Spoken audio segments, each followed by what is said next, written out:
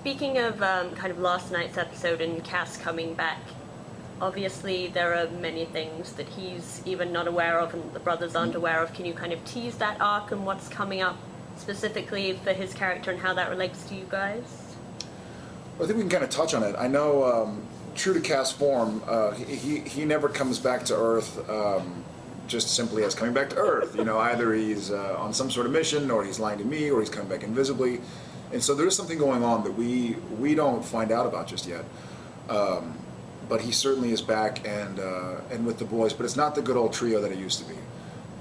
And so there's something that Sam and Dean have to kind of figure out, like, what's going on with Cass? Is he different? I mean, you've been to hell and back. You kind of came out different. We figured it out. Then you lost your soul. Like, what's the situation with Cass? We got to figure this out. And he's helping, and everything seems to be okay on our end. And obviously, we don't know that there are things that are going on. So that'll be another arc that'll be really fun and interesting to see pan out. Well, we know that Jeremy kind of described this season as reality versus perception. We saw a lot of that in last night's episode, and kind of Dean's perceptions of things and Castiel's perceptions of things.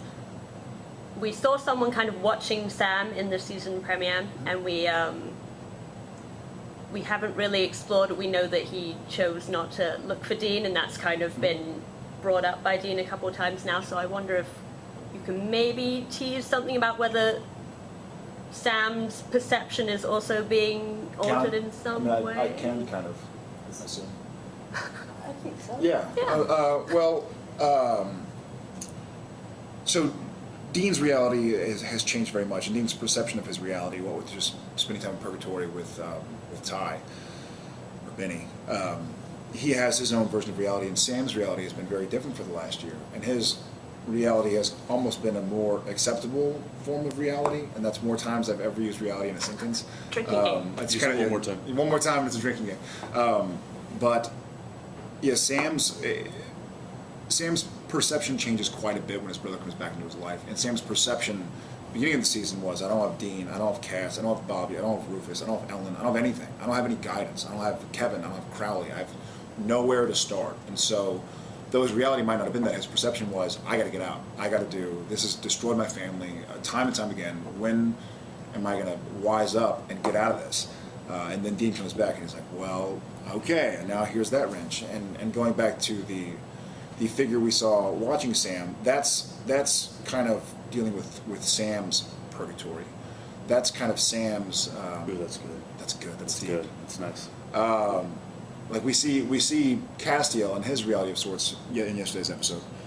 We've seen Dean obviously in Purgatory, and now we're going to see a little bit of Sam and what he was doing for that year off. And we delve into it, and that also helps, to back to your first question, really ratchet up the kind of tension between Sam and Dean.